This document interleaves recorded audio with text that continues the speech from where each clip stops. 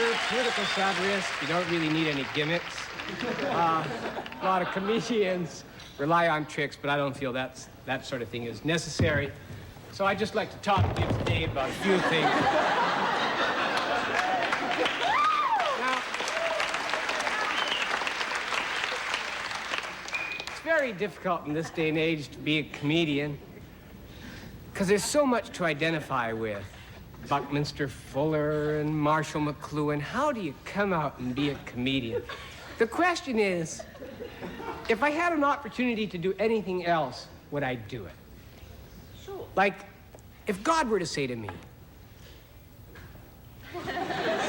David Steinberg, if God were to say to me, David Steinberg, that would be enough.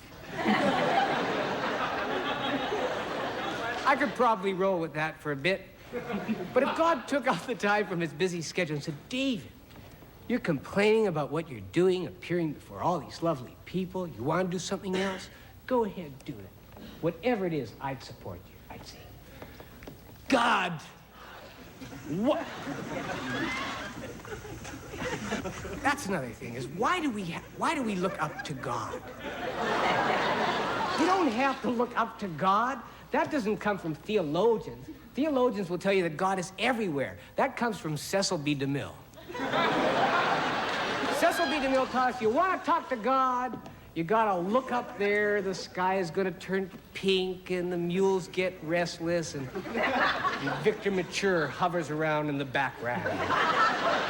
You don't have to go, God. You can go, God. Come here for a second. There you go. How's it going? I'd say, God.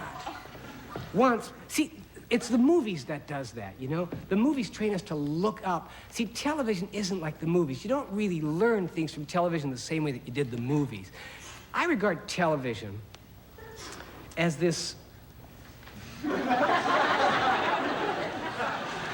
metaphorical thief that steals your time away and brings you into contact with people like the Doublemint twins. I feel I know all that I want to know about the Doublemint twins. I am not a violent person. But if I saw a man walking up an airplane ramp with a big stick of chewing gum, I'd kick his in.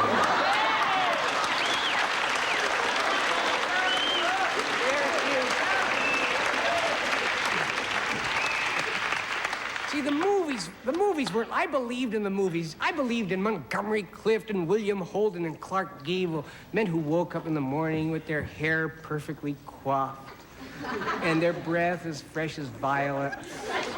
Men unlike myself who didn't have to run to the John like Mercury Morris. I mean, they were easy to believe in, and you trusted them. See, that was easy for me. I think one of my problems is that I'm a Canadian, and we got movies later in Canada than even television. See, Canadians are different than Americans. The moment before sexual awakening occurred to me in Canada, and that's see, in the States, when you start to feel that little stirring inside, you got to ask someone about it. You got to seek it out. You got to find out what's going on.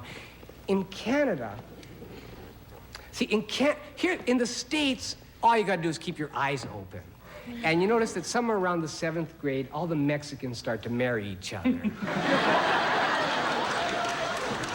They seem to know what's happening years before anyone else. In Canada, there is one kid, and that is it. And he knows all that there is to know about sex, and if you don't make contact with him, you're never going to find out. Now, the girl that kindled the first spark of sexual awakening in me was Cheryl Rombaum.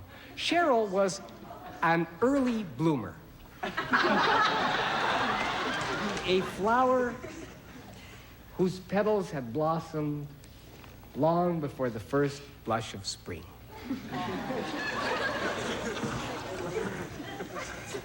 Let me put it to you this way. She had breasts the size of Ethiopia.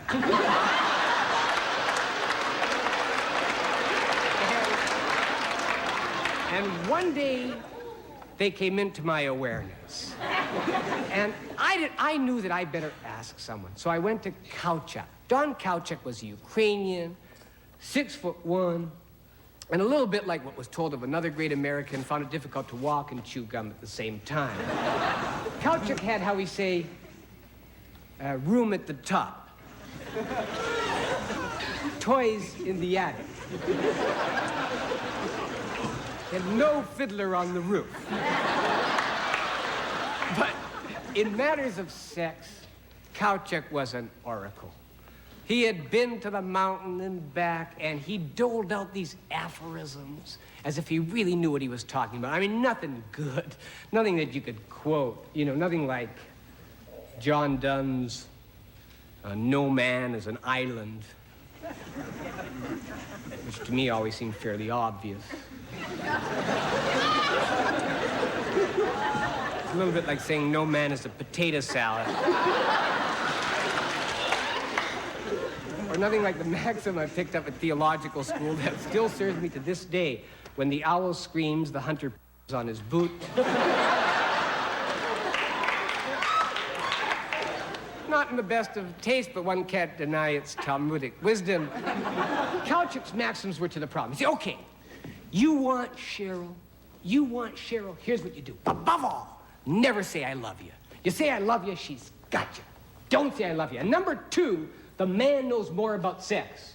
You got that, David? You never say I love you, and the man knows more about sex. Everything that if you care about yourself in later life, you must reverse. I was taught the wrong way first, but at that time, all I care about is Cheryl. So I'm standing at the high school dance. I finally get up enough courage, and Cheryl and I are dancing. And I'm remembering my lesson really well, and I say, hey, Cheryl.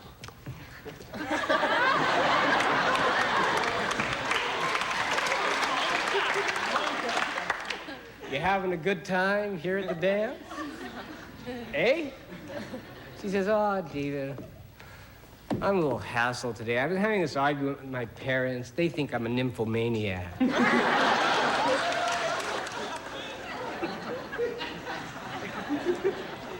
I love you, I tell them.